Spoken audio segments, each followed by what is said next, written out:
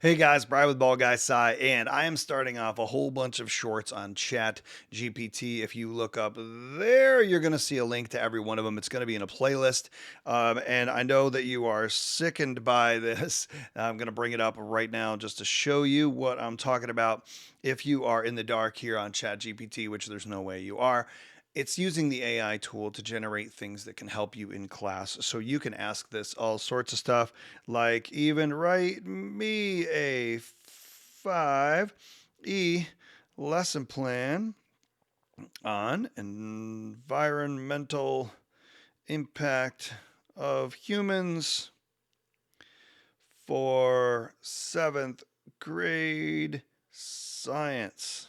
Okay, now I'm going to hit that up and you're going to see it will generate all sorts of stuff. It is as good as you want to, as good as you are to put the input in, it will give you the output. Now, if you're looking for all across the board, this shorts, what do you call it? Playlist is all going to be about each one of those content areas. So this is giving me my objectives and outcomes, and it's going to go ahead and generate that whole lesson plan for me, which, as you see that little button right there above next to objectives, I can copy this when it's all done. It's giving me my materials, like a worksheet. We can actually find those on the web, whatever, you probably already have them. But again, you can see super powerful. I don't need to show you the whole thing. But let's not be thinking about how we can block this. Let's think about how we can lead, how we can use it to engage, and how we can use it to benefit ourselves so that we are not doing the bulk of the work that we might be able to use this for. But as a professional now, I'm going to tweak it. I'm going to take it and I'm going to make this an awesome lesson for kids. And here it is. It's breaking it all down for me. So I start with that. I can copy and paste it and then make my changes, deploy this with kids, and it might be pretty awesome. So if you're looking for concrete examples of how to use it on the fly with students, check out everything in this playlist and it's going to hit up every content area, even the admins and maybe the parents at the end and the students if you're looking for a couple of those quick things. So I hope that helps and I'll catch you in the next one. I'm going to go ahead and bring this thing up, and I just want to talk to you as a teacher right now, first and foremost. So I could just say, hey, what are some uses of AI in lesson planning, and it's going to bring this thing up. But I want to show you even more than that what I used it for, what I thought was just absolutely outstanding.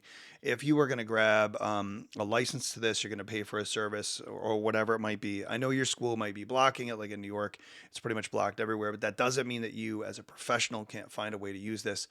And again, all through this shorts playlist, you're going to find tips and tricks and specific examples that I thought of just really quickly across the content area. So you can see that this is right here, personalized lessons. You're going to see how it can be used. But what if you asked it, what are the common concerns or frustrations or anxieties of a student who is in blank grade? And now across the board, it's going to help you understand those students that are before you. You could ask it this: what are the common concerns? What are the most common concerns of parents that have a blank grader, right? And so you can see some of the things it's spitting out that might help you as a teacher to manage the classroom and things like that. But what about managing relationships with students, relationships with parents? What about managing relationships with administration, understanding the struggles that they have? And so across the board, if we can use it to help us get at that human element, I think we're winning. Now I'm going to go ahead and cut this short because you can do this on your own. You can see these examples. What would you do with them? You can copy and paste them into a file. Maybe this helps you to think through processing something and just to do some research on your own. Maybe if you're using this in class, you're going to hear me talk about two things often here. Number one is that there's the little dongle that you can get that will give you an HDMI out from a smartphone up onto a smart display or device or projector, whatever it is that you're using. It doesn't work so well on chalkboards. But or you could actually copy and paste this into a Google Doc or a slides presentation or whatever it is that you're using and display it before kids beforehand. Doing it live actually gives you that feel that wow, this is cool and engaging with the kids. But Hey guys, so Saturday morning here, and everybody's talking about ChatGPT. So I got it up on the screen for 60 seconds. I just wanted to show you what it can do. If you are an ELA teacher, this is a perfect example. So you could say something like, write me a story for fourth graders about an elephant. So, write me a story for fourth graders, I'm targeting them, about an elephant who has a problem with her environment. Now, while this is loading, here's the deal. You could actually use this to talk to students about story arc. You could use this to talk to students about character and setting, about in ecological problems, right? So, we could be targeting this across the board. You could tie in that science content of maybe environmental impact of humans. So here it is. This thing is coming up live. I'm going to go ahead and tap on uh, the screen so you can get it. Once upon a time, there was an elephant named Ellie who lived in the African savannah. Okay, so what's that? Hey, with her parents, Ellie was a happy elephant, loved her home very much. However, Ellie's home was being threatened by something terrible: humans. All right, people had been coming through the area and chopping down the trees and bulldozing the land. Not only did this mean that Ellie's friends and family were losing their homes, but it also meant there was less food and water for them. Okay, so check this out super fast. Now you're generating something that you could use on the fly with kids, and I'm going to show you that real quick. So so I'm not going to read this whole story. Just wanted you to see how cool this could be once this story finishes. Okay, so this one just happened to stop. I could copy and paste this into a Google Doc, or I could go back up here and I'm going to copy it again, and I'm going to paste it, and we'll see that it's actually going to generate a completely different story. I'm going to go ahead and tap out of there, and you can see when it starts. So you could do this multiple times. You could mirror your screen with, so I have an iPhone. There's actually an HDMI dongle I could put up on the smartboard. I can copy it from my phone, paste it into a Google Doc on my phone, and live put that up on the screen. So here we go. An elephant named Anne. She was big, friendly elephant and enjoyed spending time with her family and friends.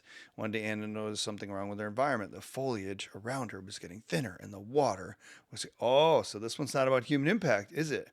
This one might be about environmental shifts that are natural, right? So okay, so I just changed it to say, write me a story for fourth graders about an elephant who has a problem with her friends, right? Maybe I want to tag not the environmental side, but I want to tag SEL. I want to talk about that. And so here we go. Once upon a time, there was an elephant who lived in the jungle with all of her best friends. Now, come on. So, if you are shying away from using Chat and GPT, here are three super fast, just from an ELA perspective, that you could use to get kids engaged with cross curricular. You could get engaged with SEL, and you can just get the kids engaged because it's coming up live on your screen. Hey, for science teachers out there, how could you use chatbot instead of being afraid of it? And I'm going to give you an example really fast. I had this idea. I used to teach the body systems and robotics at the same time. So I had this thought that, hey, what if I asked it, what are some of the projects that scientists and engineers are working on right now to join robotics and human mobility? So the DECA arm project, maybe robotic hands, all sorts of cool things that are going on. It's thinking, and here we go, exoskeletons. So I could actually take anything it's spitting out. I have not done this before, and find that keyword and throw it right back in there to get some more detailed stuff. Scientists and engineers are researching and developing methods of how to join robotics and human mobility. Wow. So things on the outside, right? We could actually engage students right away, say, hey, here's what are the search terms in here that you could use to go find out about exoskeletons. You know the content of the body systems, maybe bones and muscles, maybe even nerves and skin that are going to come out if you do this. Robotic orthotics, pretty cool. So how would I use this? One, I got my phone right here. If you grab that HDMI dongle thing that plugs in, you can run it right into your board. Even if your school has blocked it, you can use it on your personal device, throw this up on the screen, and you can see it's still cranking out different examples. I can put this on the screen through an HDMI output, whether it's a projector or whatever. Or I could open up, when this is all done, there's a copy button. You just go to Google Docs or whatever, Microsoft Teams, whatever you're using, paste it in there, put it up on the screen and go, hey guys, there's your research. All right, autonomous mobility. Now I got four examples. And if I want, I'm going to paste this again and just show you. I'm going to paste it again, and I'm going to change one word up here. I'm just going to say list, and maybe it'll give me a little bit less. verbiage as I go through here. So just list some of the projects now, right? It's going to throw that up there on the screen here. And here we go. Autonomous humanoid robot. That's a little creepy topic, right? So now, bang, it's listing them out. I can assign those to groups and say, all right, let's go. Find out everything you can. And Jake saw this, but this is really low planning on my part, but super high engagement. You could generate out of this all of the vocabulary that kids are learning, all of the different bones and muscles, and start the conversation to get that hook in there, and then very quickly move into, all right, now we're going to look at the specific content that everybody came across and move on to maybe a project. Maybe you pull out the Lego robotics, or you just have kids build a robotic device, or robotic out of spaghetti and hot glue. I don't know, but use your imagination. This thing could be super powerful. If you are a social studies teacher, and you just want to bring in social studies content, but you don't know how chatbot or ChatGPT or whichever one you're using could be useful, I've got it up right here on my phone. I'm going to mirror it on screen for you guys, and I'm going to paste in just one quick thing that I thought of, and then we're going to let it roll. So, and honestly, I'm a science guy, obviously. So it says, how are human rights being challenged by governments worldwide? Give 5 examples. You can be really specific with this, but it's going to think for just a second, and then it's going to spit back to me things that we can go look up. So now we're talking about human rights, we're talking about current events, and instead of going back into history that might not be interesting to kids that you have, or all the kids, obviously, can we grab onto those same concepts in the past, talk about how they're happening right now in the future? Criminalization of dissent. Wow, that is pretty heavy. So maybe, I could go back and I could rephrase this and say for seventh graders, for fourth graders, and it's going to come through. Now, this is pretty long, but I'm going to go ahead and type the exact same thing in. I'll wait till this is done. And I'm just going to say list, um, list places human rights are being challenged by governments worldwide. And to give the examples, that's what's making this spit out. This is a super long thing. So as soon as that's done, I'll go ahead and load another one. And you can see each time you put it in, it's going to give you something different. So discrimination and state sanctioned abuse. And all of these things could be really in-depth conversations. What would I use this for? Actually, I think this is good enough. As you can see this, I can scroll back through torture and cruel punishments. But what if you you run this same one again, okay? And what if you assigned this to each of 6, 8, 4 groups or pairs, however many you generate, and you have the students go out and research it and then come back and create just a really quick bulleted list and a share out of what they found. And then you look for commonalities across the board, or maybe you look for things like freedom of expression to come out. I'm not a social studies teacher. I have a math background, but once this thing pops up, what's going to happen? It's going slow today. There we go. All right, so I'm going to pop in this question, and it just says list 10 examples of where math is used in everyday life, right? When are we going to use this? And so while that's going, you're going to see it populate live on screen. And here's how I might use this. You can, if you haven't seen the other videos that talk about grabbing a little HDMI dongle or whatever that goes into your phone live onto your screen, your smartboard, whatever it might be. So if your school has blocked it, it doesn't mean that you can't use it, where you can copy paste these into a live Google Doc that's displayed up there just in case you want to preview it first. But calculating income on a tax bill, managing a household budget, measuring ingredients. So now maybe you can take each one of these and assign them out to students and say, all right, calculating distances using GPS. We're coming up on midwinter break. Maybe you say, hey, I want you to find for me 10 places that if you could leave, it's February here in New York, it's super cold, like 31 below zero today. If you'd said, hey, where do you want to go? Okay, cool. Grab a map and find out how far is that if you could drive, if you were flying, or if you, I don't know, took a teleport beaming anyway, and have the kids do that. That's just number 7, right? There's all sorts of ways you can use this. Or I'm going to paste the exact same thing in it, and I just want to show you, instead of math, let's just say algebra. And then I'm going to let that go. And maybe I could even say second grade math, third grade math. The more detail you put into this thing, the more you're going to get out of it. So again, we could actually tie this into engineering. We could tie it into architecture around the world and just ask those questions. Where do we see math in this cool building or this cool, like the Eiffel Tower, right? Like, wow, how do we analyze the math? So again, this is now kicking out some of the same information, but it doesn't matter if you use your creativity. You can think of ways that you as the teacher could use ChatGPT to lead into a more engaging lesson that maybe answers that question kids are always asking in math, like when are we going to use this, and just find examples of it around, and then assign those out to groups, and they go through it and then come back and share out. I love that jigsaw idea all the time, but again, for math, I mean, I hope this one adds up for you. Ugh. But I want to talk about in special areas like PE, art, music, right?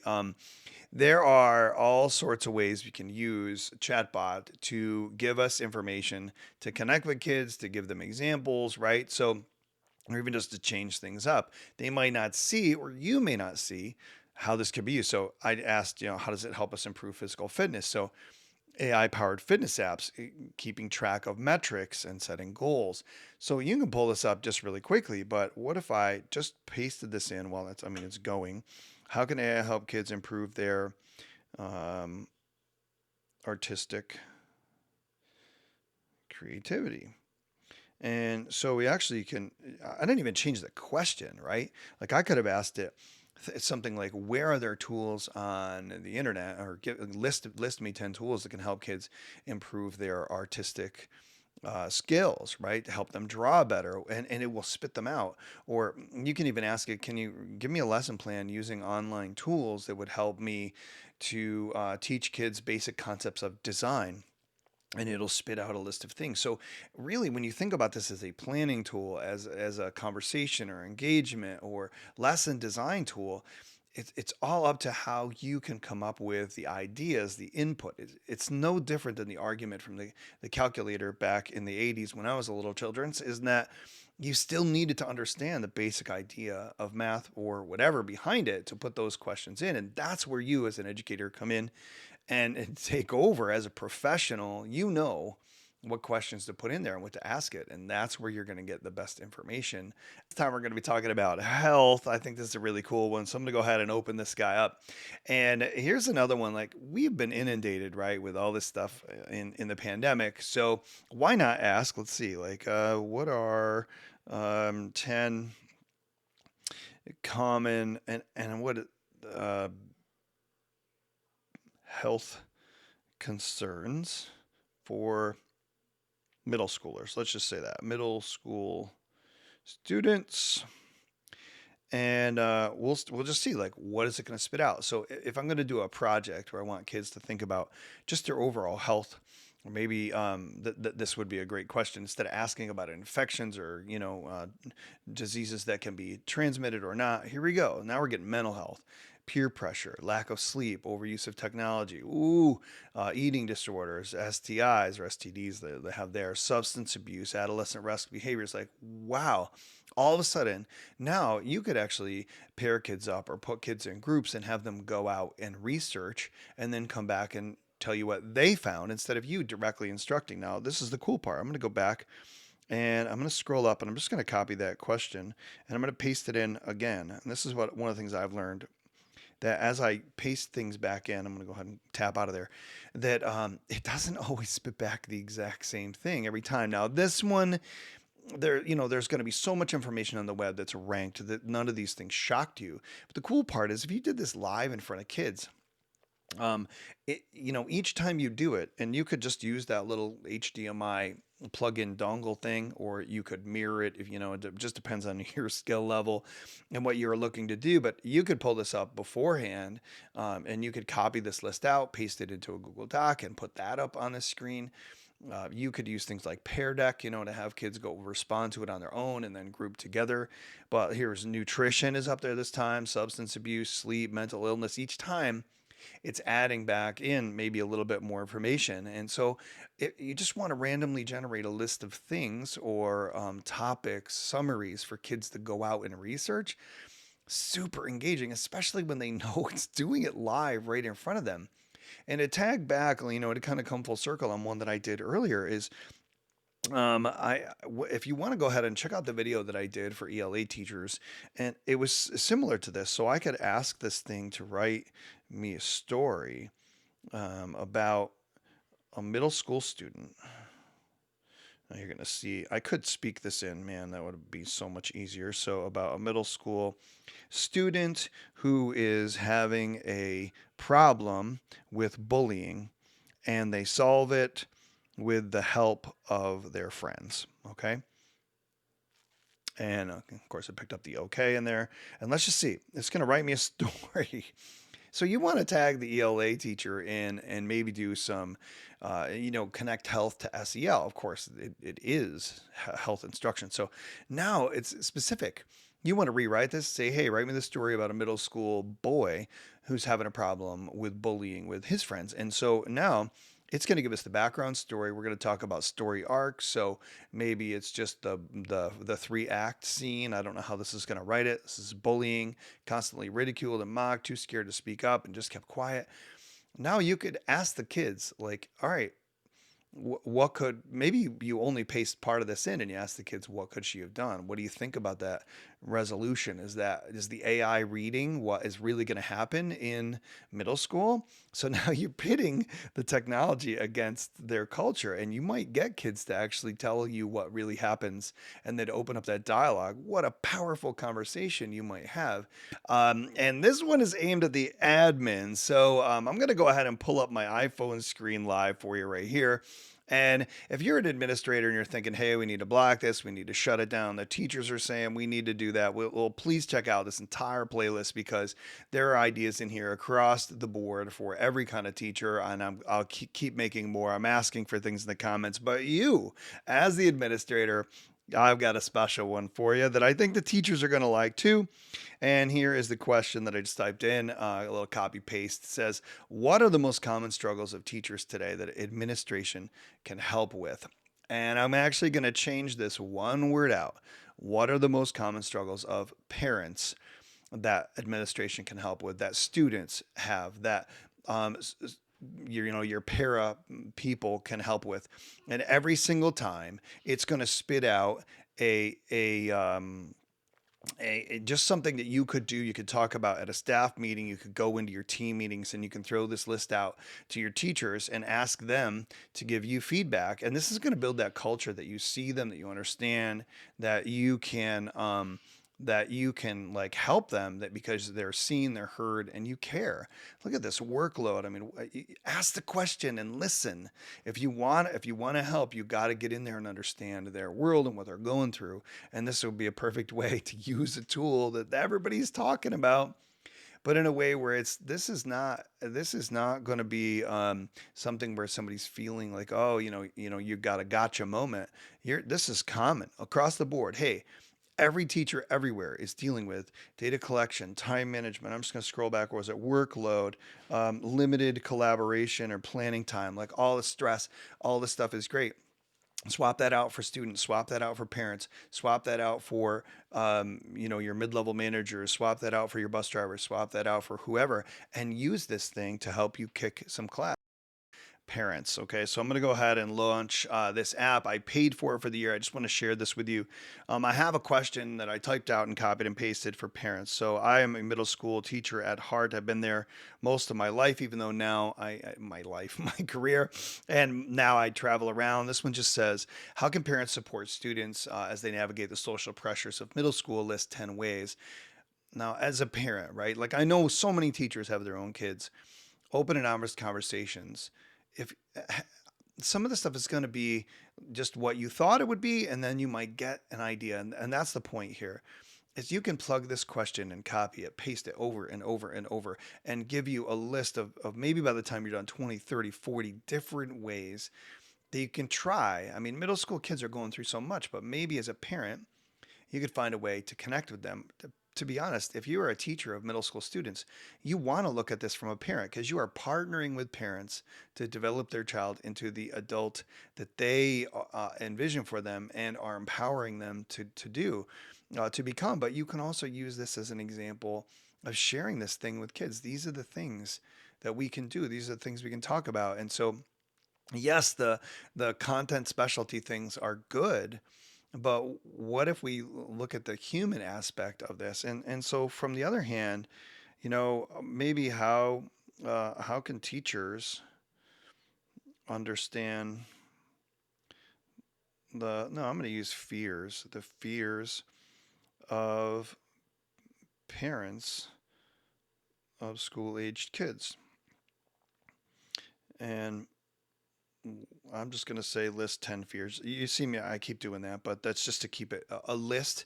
Will usually give you a shorter answer thing there. Then sometimes it'll give you a whole explanation.